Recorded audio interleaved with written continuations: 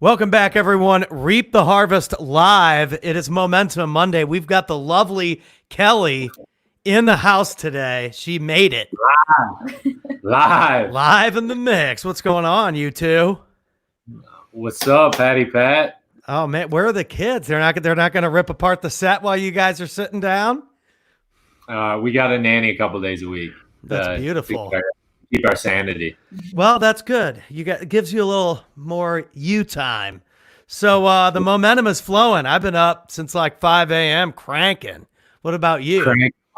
Love it. Yeah, as have I. At 5:15. My alarm went off. Wanted to go back down, but then I got all. So did I. Monday. I wanted to go right back down. In fact, for a second I did, and I was like, don't do it to yourself. Don't sell yourself out. But here we are. Kelly, how you doing this morning? I'm good. I did not wake up at 5:15. So that's okay. I'm feeling fresh. Yeah. Good. That's beautiful. Well, why don't you guys chat a little bit about how you create momentum in your marriage for the people? That's what we're here for today. During COVID, we it was tough. I won't deny it. It was tough.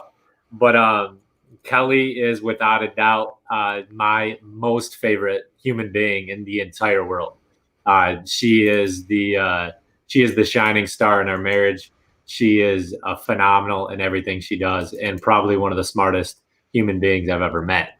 So, and I say it. I just don't say it right now. I say it all the time to her. She's amazing, and I wanted her to be the inaugural guest. I know we've been talking a lot to Pat, and we got a few people in the lineup, but I wanted to bring Kelly on because I wanted to just show proof that I am married, that I do have a wife, and that she's super busy, and that she's sometimes she tells me no a lot, but I've been trying to get her on for the past couple weeks now, and we finally were able to lock down a time to bring her on. But I just wanted to ask her a few questions. I've been one of the real cool things that I encourage everyone to do that I got from somebody else, but to ask their parents questions. Like, you want to ask them questions before they die. But I also do that to my wife, right? One of the I don't want to wait too long before I ask her some questions. And one of the ways that I really kind of tapped into our marriage is Ben allowed her to give me feedback. Like I said, she's super smart. She's definitely not short on the words for me to correct myself in various areas of my life, but I always ask for her feedback. So I want to ask her from her, we haven't even this is live. We're just going through this. I did not preface any questions. We're just going live with it.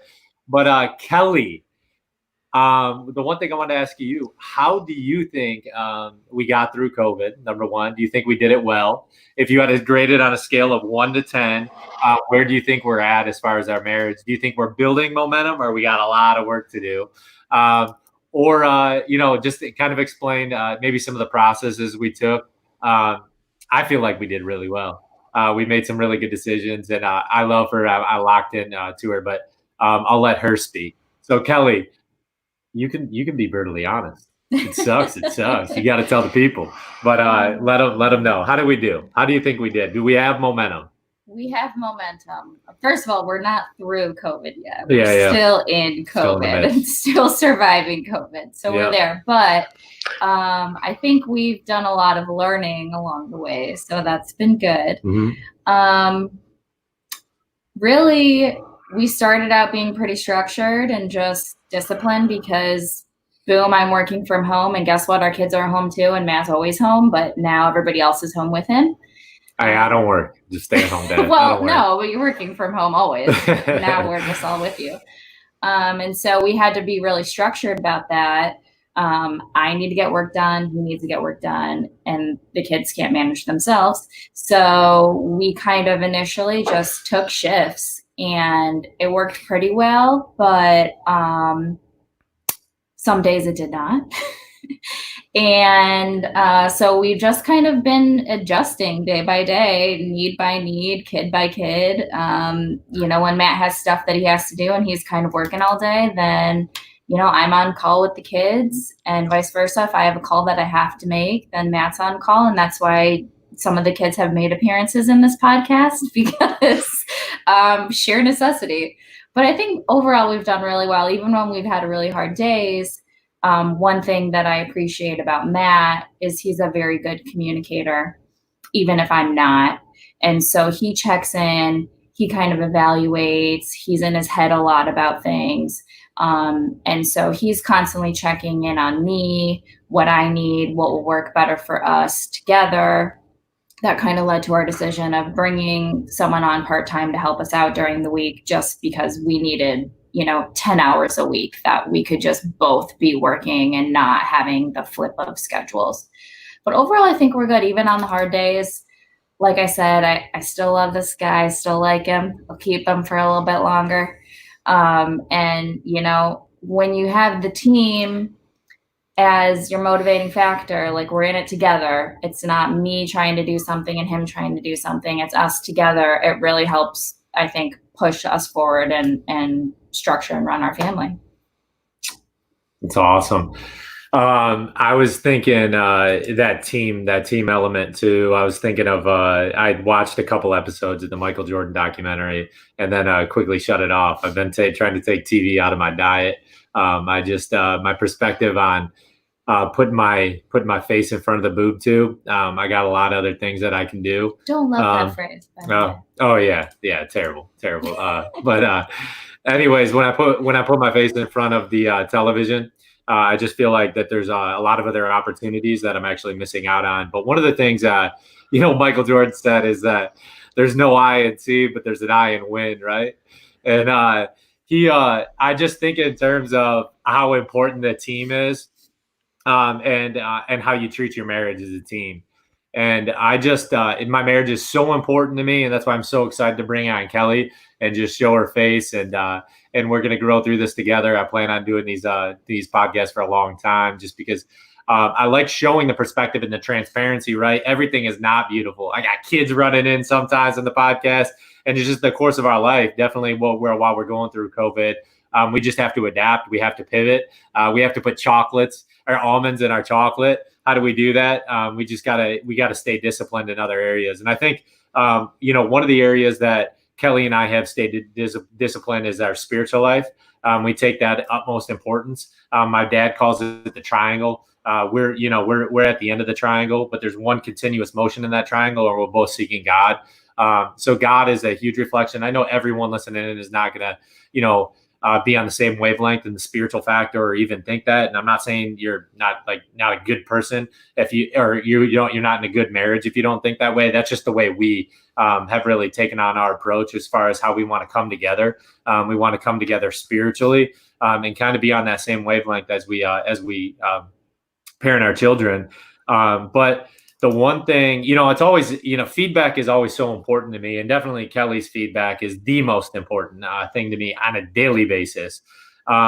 So I think that I'll ask you this question, Kelly, because I know that I'm not the best. And I think Kelly's definitely a better disciplinarian. And we've had to discipline our children a lot. So there's the art of discipline, the power of discipline and creating disciplines. But then there's, I'm thinking back COVID, how you can just get irritated. You just get to that boiling point. You let your kids get under your skin. And you just get to that boiling point. But the one thing I wanted to ask Kelly, because she's so good at it, and I'm not, because I get to that boiling point and I'm like, what are you doing? Freaking out. I'm going to spank you. That's all I say. But Kelly, give some of the viewers just your perspective on how to really maintain a level of discipline even while you're trying to discipline your child, right? The rationale. I loved how the other day you said you need to pivot. So I always talk with my guys in business on how there's a redirect, right? You constantly redirect them. If there's a question that is asked that really doesn't make sense by a potential seller or whatever, there's a redirect. You don't have to answer every question. It's the same with your kids. And I love how there needs to be a redirect with our child. Like our 4-year-old, she's she's about as smart as they come. She's crazy, and way smarter than me at 4. And she just she just like knows how to get me. She knows how to push my buttons. She knows how to like manipulate me. It's insane. Even this morning, she went through her like process of, oh, Dad, I love you so much. Just give me a kiss. Now, can I watch something on TV? You know, she just like brings you in. But what is your process in the redirect of keeping your mental state intact before you get to your boiling point? I know that's something you're really good at in the redirect with our kids, on really kind of explaining things and coming at them eye level. Well, I just want to start by saying I am not perfect at this by any means, and I mess up with this process all of the time, daily too. So just putting that out there, that I am by no means any expert, but it does seem, you know, they have the phrase, if you're arguing with a toddler, then you've already lost. And so I try and keep that in mind when we're dealing with our kids, especially at home, while, you know, we're all getting on each other's nerves because we've been together 24/7 for the past 2 months. So, in general, I find it works a lot better, instead of arguing with our 4-year-old about things, to, like Matt said, redirect. And so that happens when she's having a meltdown. That happens when she's wanting something and she can't get it. That happens when she's not wanting to do something that we want her to do, or doing something that we don't want her to do. So I mean, it can be anything. It can be as much as, hey, you're not happy about this? Let's go get a snack, because sometimes she might just be kind of hungry. Hey, why don't we put your shoes on and go outside? I know you really want to watch this show, but you've also been wanting to play soccer. So let's go outside and get some fresh air. I mean, this it's not rocket science by any means, but when you're in the moment and you're really frustrated with your kids and you just want to have the impulse reaction of, listen to me and I'm going to demand my will on you, it's a lot easier to kind of just take that pivot and bring them out of it. And for me, Matt does threaten with the spankings. He rarely does spank them unless it's like a really serious like offense, like you almost killed your sister there, we can't have you do that again. But I never feel good about, you know, disciplining physically. It never makes me feel good. I always feel bad afterwards. And so I love the redirect, or the it's almost distraction, like, hey, squirrel, let's go over here and change your focus. What does Pastor Mark always say? Change of pace plus change of place is change of perspective. So if you can just switch it up, you know, it gets them out of that tunnel vision that they're in, and it helps a lot. And you're keeping your sanity and not losing your cool over it. So that's generally what I try and do. Sometimes it works, maybe 60% effective. I don't know. The power of the redirect. The power of the redirect. No, I thought that was an amazing perspective on just redirecting behavior of a child, instead of demanding something out of them. Maybe it's just a small to redirect into something, you know, that's more palatable for them at that time. So that's I love that. And then you know, the one thing that I think, you know, has been extremely powerful for me during this time is you know, it's not necessarily just a I guess a question. It's more feedback, yes or no. But the one thing that, you know, I have in my vision, as far as for me, just the perspective of me, the way I set myself, and I put something actually on my page the other day. But you know, I have an immense measuring tool as far as vision. I just I cannot think in terms of like today and tomorrow. I have to think 5-10 years down the road. I know that's a long time, and then I try to like backtrack that and build that into quarters as far as my overall vision. But I have a very simple vision, and you know, wealth has never been like amazing, like a measuring tool for me. You know, the wealth, I think, for me is the experience with people and relationships. And the one thing, I guess, if you can tell me right now, we're going live just to verify it, is that, you know, my focus is to empower myself, because I want to empower and enrich myself, because if I'm not empowering myself, I can't empower other people. But you're my number 2. And I know that like empowering you is like massively important to me. And do you think that I have done an okay job, scale of 1 to 10. Do you think I'm an empowering person of you in our marriage? Yes, you definitely are, but you just really want some pats on the back here I'm not in front of all your viewers. I'm not saying that. I'm not geez. saying that. I'm saying the reason why I'm saying this, right? And I'm not asking for a pat on the back, but I want her to declare it, and I want her because I think it's audible. Like when you do an audible, right? When you say things, when you do, there's a power in your voice as far as manifestation, right? And Kelly does an amazing job to me too. So I didn't want to be where I was hey, I needed a pat on the back. But the reality is like I have a powerful vision, and I want to manifest that, right? I want to project that out, and I don't want it to be. The reason why we're doing Reap the Harvest is to plant seeds all over the place. But I really want to manifest that vision in my life, that so people can hold me accountable, and that I can be held accountable by something I'm putting online. But then I also can be held accountable for my wife, who's my purpose, my vision, my why, right? I think God has placed her in my life for a very real reason. I have a quote that I picked up from Sam Hunt. I love it. But el humo suque belleza, baby. And I say that to my wife, but smoke follows beauty, baby. And she is smoking hot. And so, yeah, it's easy to love her, right? But the reality is, is that I want to be held accountable, right? I want to be completely transparent. It's not a pat on the back. I know it sounds braggadocious in a way that I even asked that question, but I think that's momentum for me. And what's momentum in your life? What's that reflection, right? Because my wife is, this is my ride or die, my day one. I've talked to her about so much on these podcasts, but that's just, that's the world I live in, is that I'm the empowering tool. Like I need to breathe into myself. And that's why I put that post, because I had planned on shooting a podcast with her eventually, but really building into her and empowering her, because, honestly, I don't think anyone has a ceiling, but she has a way higher ceiling than me. It's infinite. And she's an amazing human being. And I want to empower that. And I think that I want to empower everyone out there, everyone out there that is potentially going to be listening. I'm probably going to get a lot more views on this one. The reality is, because I got a smoking hot girl next to me.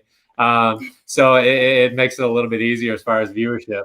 So hopefully I get a little traction here. But I definitely would just want to come today, encourage people that and it wasn't for that. I wasn't trying to be braggadocious, maybe a little bit, but I wasn't trying to be braggadocious. But I think that it's just the question. If I was, think you let me answer it. If I was, if I was being empowering now, wait, have I done a good job at empowering you? Yeah, you have. Oh, thank you. But let me say that. Okay. Oh, Just dang! rambling. I talked over you. Yeah, I'm rambling now. Shoot. Yeah. No, but you do a very good job at that. And as does Kelly for me. She constantly empowers me. She's my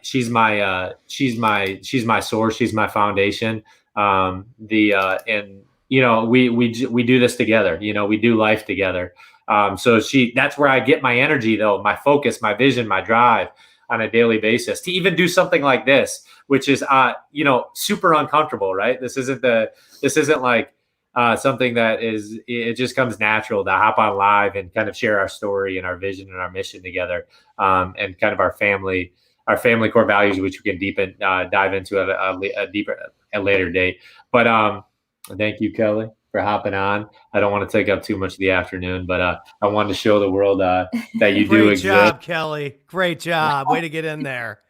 Thanks. You guys are awesome. I think it's good to see that, this has taken a turn into something that's helping both of you guys grow together, because that's the whole point of doing this. I mean, you'll look back when we first started talking about doing this, I was like, oh man, you got so much energy and, you're so disciplined and, got so much knowledge and stuff like that. And now here you are just spitting the positivity live on live. And it's a beautiful thing. So I definitely appreciate you guys as well. So, the more you empower yourselves to be successful, the more that you help, people like myself be successful. And so I definitely appreciate that as well. My man. We'll have to get Megan on here sometime. We'll talk to her. Yeah, we're really going to have to drag her to get on the podcast. She's a busy woman. She's a busy woman too. That's going to take some dragging. Awesome. Monday momentum. Momentum Monday in the mix. Momentum. Kelly's debut. It's just going to get easier from here on out, Kelly. It's just going to get easier and easier and easier. So we appreciate you guys tuning in. Check out all the replays on Instagram and on podcast sites, and we'll see you next time. Absolutely. Reap the Harvest Live. Bye. We out.